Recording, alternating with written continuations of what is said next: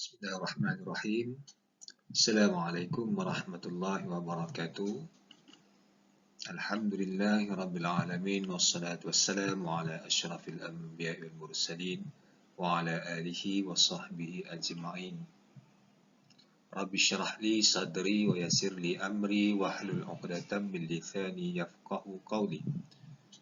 Alhamdulillah,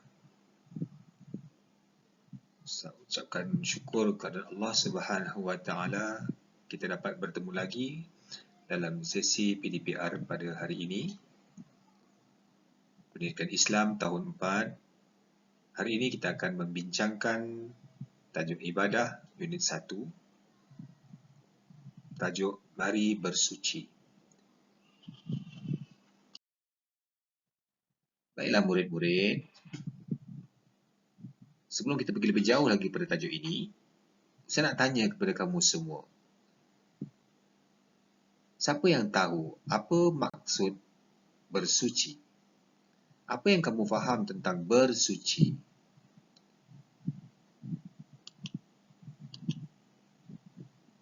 Baiklah. Bersuci iaitu membersihkan diri daripada kotoran atau najis.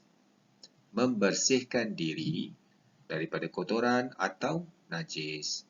Apabila kita dapati badan kita sudah kotor ataupun pakaian kita kotor disebabkan terkena kotoran ataupun najis, maka kita basuh diri kita ataupun pakaian kita. Ataupun setiap pagi bila kita bangun pagi, kita akan mandi dan kita akan menggosok gigi. Itu adalah suatu perbuatan bersuci. Kita gunakan air bersih untuk menyucikan diri. Siapa dekat sini yang suka menyanyi? Kalau yang suka menyanyi, jom menyanyi bersama-sama.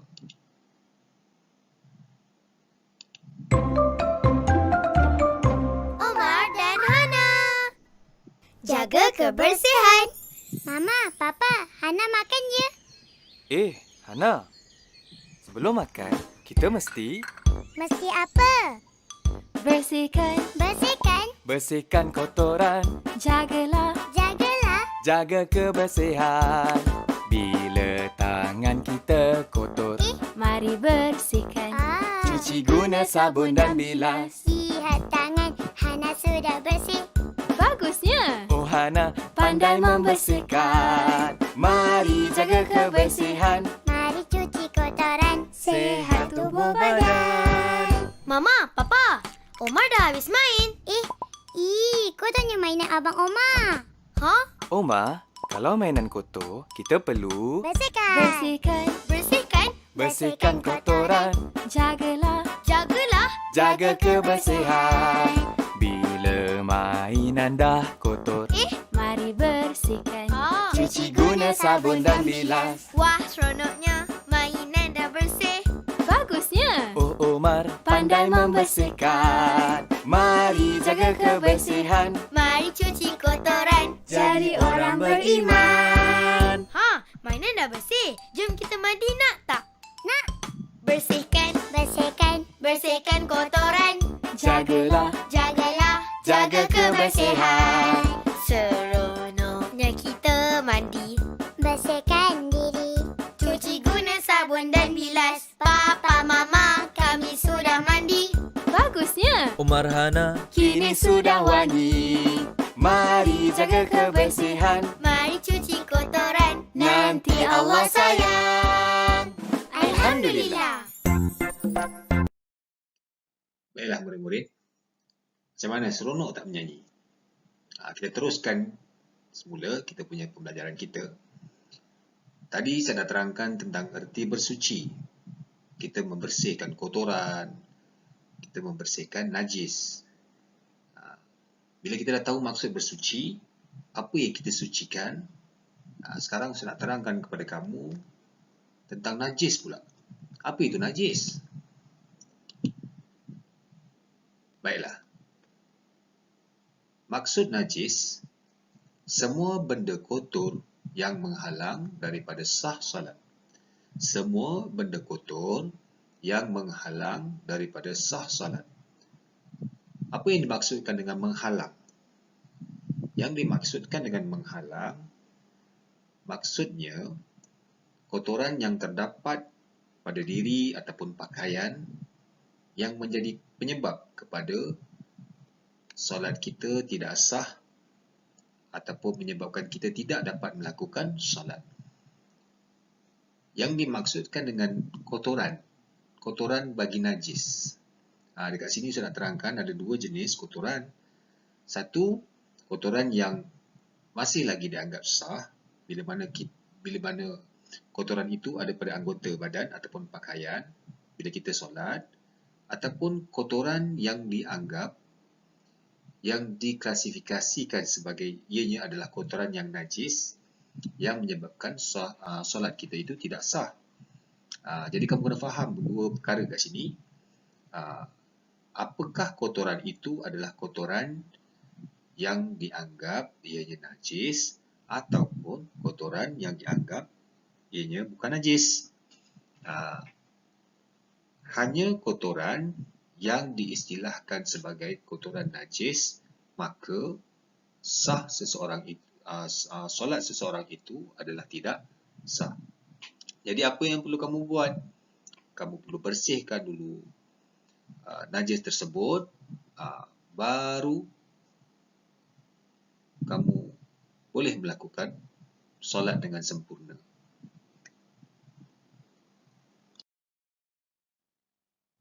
Okey, baiklah murid-murid. Tadi Ustaz dah terangkan tentang maksud najis. Sekarang Ustaz nak perincikan pula jenis-jenis najis. Okey. Najis terbahagi kepada 3 jenis. Yang pertama, najis mukhaffafah. Najis mukhaffafah. Yang kedua, najis mutawassithah. Najis mutawassithah. Dan yang ketiga, najis mughallazah. Najis mughallazah.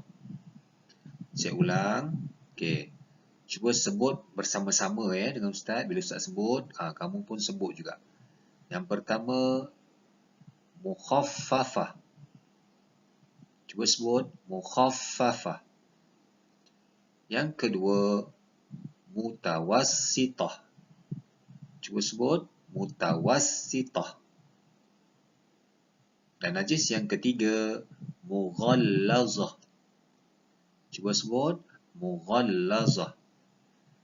Ada 3 jenis najis yang perlu kamu ketahui. Dan ketiga-tiga najis ini ada mempunyai nama yang lain. Okey, saya beritahu. Untuk najis mukhaffafah dikenali sebagai najis ringan. Manakala najis mutawassithah dikenali sebagai najis pertengahan, dan najis mughallazah dikenali sebagai najis yang berat. Faham ya murid-murid?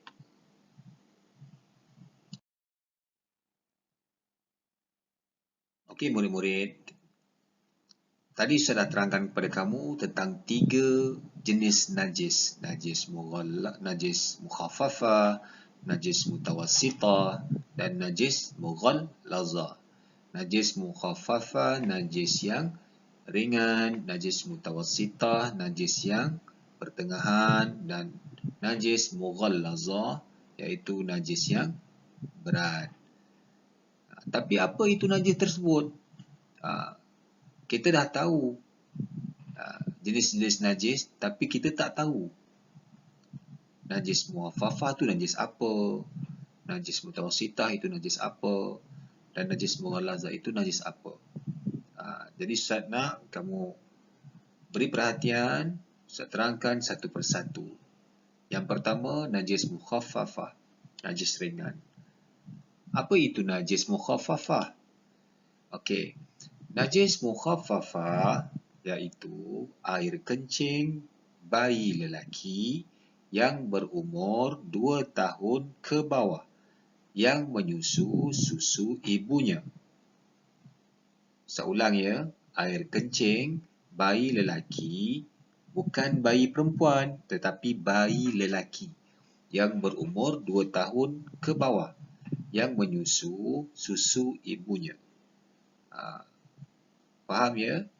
Najis mukhafafah hanya najis air kencing bayi lelaki yang umur bayi tersebut tidak sampai lagi 2 tahun dan bayi tersebut menyusukan badan oleh ibunya. Itu najis bagi mukhafafah. Okey, kita tengok yang kedua. Najis mutawassitah. Apa itu najis mutawassitah? Okey, najis mutawassitah, najis selain najis mukhafafah dan mughallazah.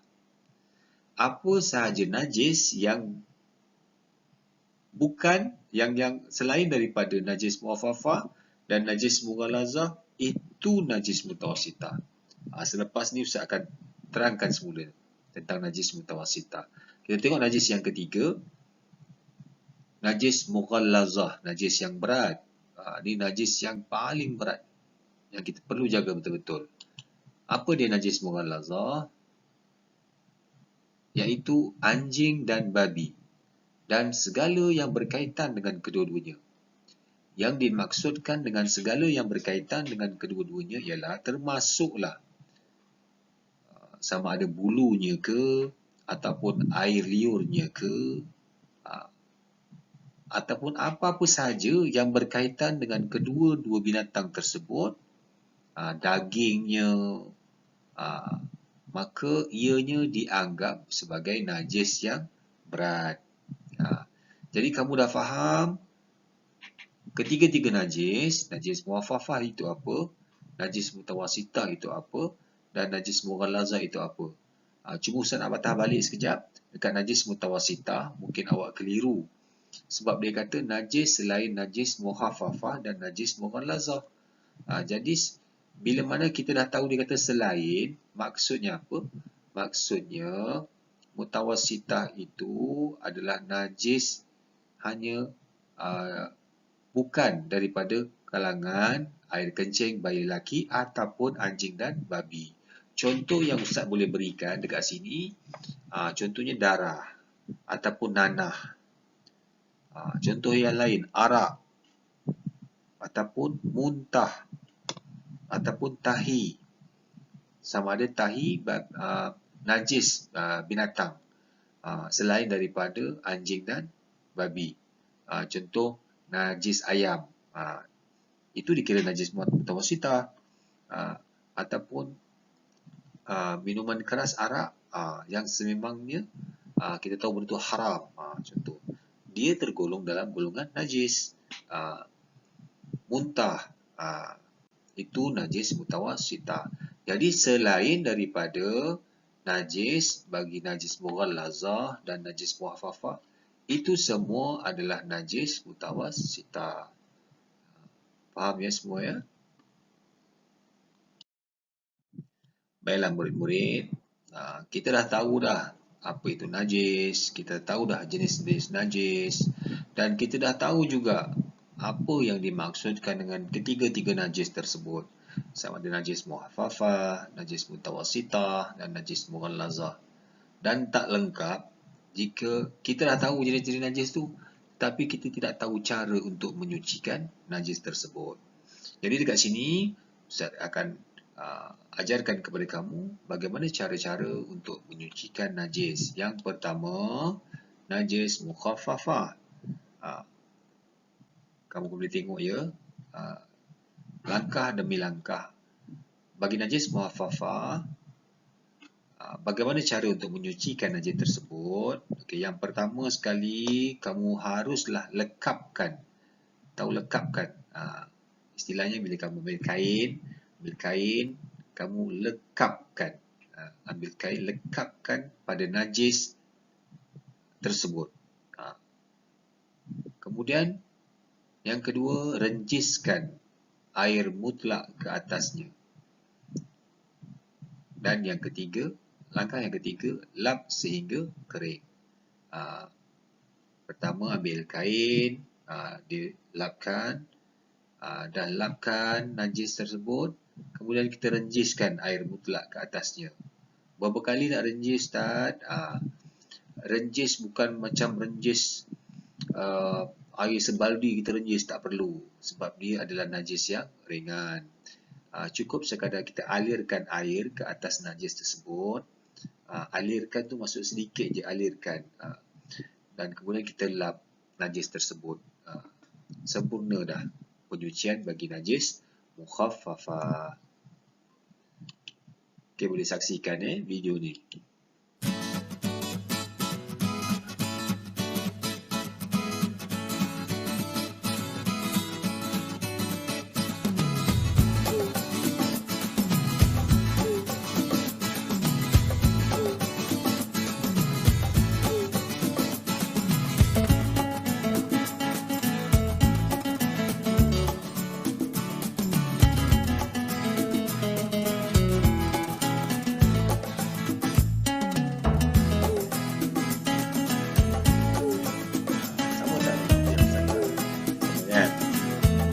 Created using Powtoon.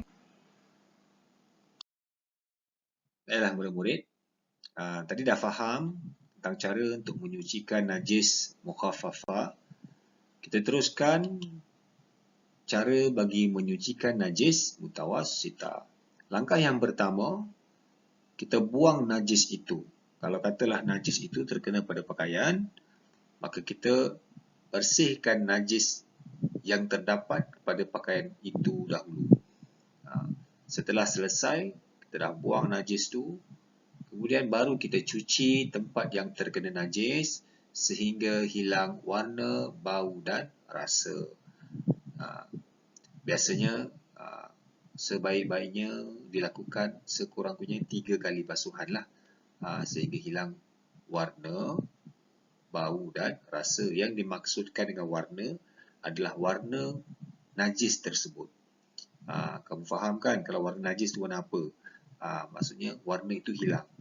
Kemudian bau najis itu. Ada bau lagi tak? Kalau ada bau lagi, maksudnya pakaian itu tidak bersih. Basuh lagi sehingga bau itu hilang. Kemudian cuba rasa. Ini yang selalu orang buat main. Bila saya kata rasa, cuba rasa. Dia pun ingat rasa dengan lidah. Tidak. Rasa yang dimaksudkan dengan rasa adalah kita gunakan jari. Rasa pada najis itu, pada pakaian itu, ada lagi tak najis? Kalau tiada, kita yakin tiada, maka telah sempurnalah penyucian najis mutawassitah. Okey, boleh saksikan video ni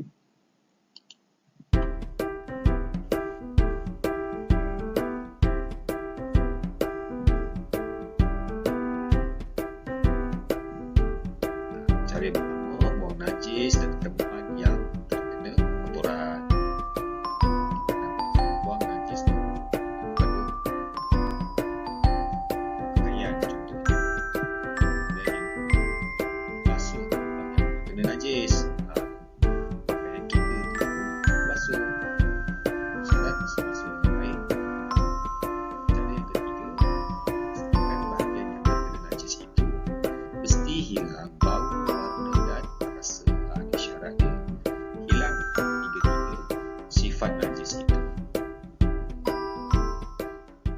Faham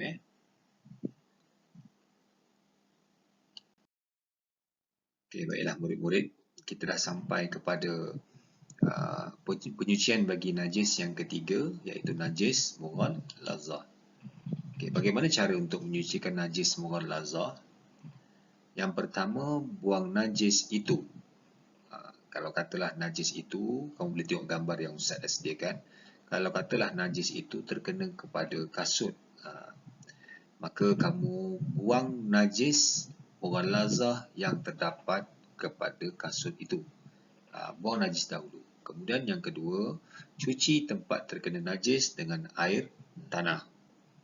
Basuhan yang pertama, cuci tempat yang terkena najis itu dengan air tanah. Dan yang ketiga, Setelah kita dah cuci tadi, basuhan pertama dengan air yang bercampur tanah. Kemudian yang ketiga, cuci dengan air mutlak sebanyak 6 kali hingga hilang warna, bau dan rasa. Okey, Ustaz terangkan sedikit. Cucian yang pertama adalah cucian air yang bercampur dengan tanah. Disusuli dengan 6 kali air mutlak. Dah basuh sekali dengan air tanah, kita basuh 6 kali lagi dengan air mutlak. Okey, kamu boleh saksikan video yang Ustaz sediakan ni.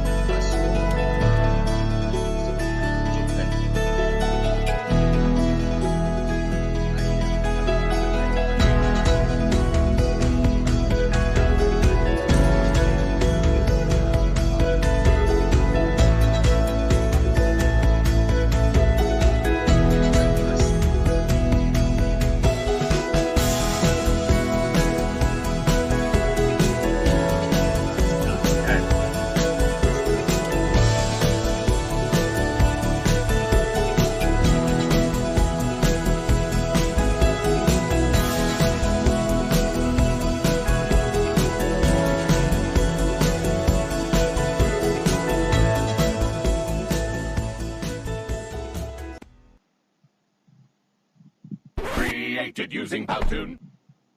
Okey. Mungkin ada bermain di fikiran kamu tentang air tanah. Okey, apa yang dimaksudkan dengan air tanah? Air tanah iaitu air yang bercampur dengan tanah. Tak kiralah tanah apa pun, yang penting ianya bersih daripada najis. Kita ambil tanah tersebut dan kita campurkan kepada air. Itu namanya air tanah. Jadi untuk penyucian najis mughallazah perlu sekali cucian, iaitu cucian yang pertama itu dicuci dengan air tanah, air yang bercampur dengan tanah. Kita dah basuh dengan air yang kita dah siram dengan air yang bercampur tanah, kemudian baru kita basuh, kita susuli dengan 6 kali air mutlak. Barulah dianggap sempurna.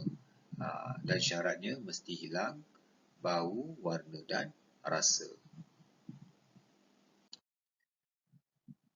Alhamdulillah, Ustaz harapkan kamu faham berkaitan dengan tajuk yang kita pelajari pada hari ini, berkaitan dengan tajuk bersuci dan juga najis. Faham apa maksud bersuci, faham apa itu najis, jenis najis dan cara menyucikan najis. Jadi Ustaz harapkan kamu boleh menjawab ke semua soalan-soalan yang Ustaz sediakan. Soalan yang pertama, nyatakan erti bersuci dan erti najis.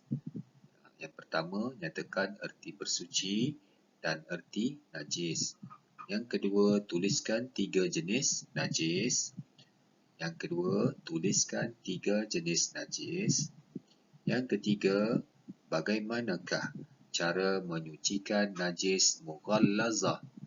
Bagaimanakah cara menyucikan najis mughallazah? Yang keempat, tuliskan 3 contoh najis mutawassitah.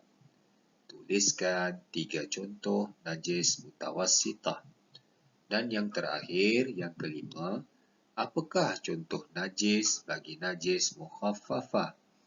Apakah contoh najis bagi najis mukhaffafah? Alhamdulillah, murid-murid semua. Jadi Ustaz mengharapkan semoga pembelajaran kita pada hari ini memberi manfaat kepada diri kita semua bertepatan dengan dalil naqli tentang menjaga kebersihan diri. A'udzubillahi minasyaitonirrajim. Wallahu yuhibbul mutahhirin. Surah At-Taubah bermaksud Allah mengasihi orang-orang yang membersihkan diri mereka. Jadilah orang yang terbersih, orang yang kasih kepada pembersih. Kerana sesungguhnya syaitan itu cukup menyukai seseorang yang kotor. Jadi semoga memberi manfaat kepada diri Ustaz dan diri kamu semua. Semoga kita bertemu lagi pada minggu hadapan insya-Allah. Assalamualaikum warahmatullahi wabarakatuh.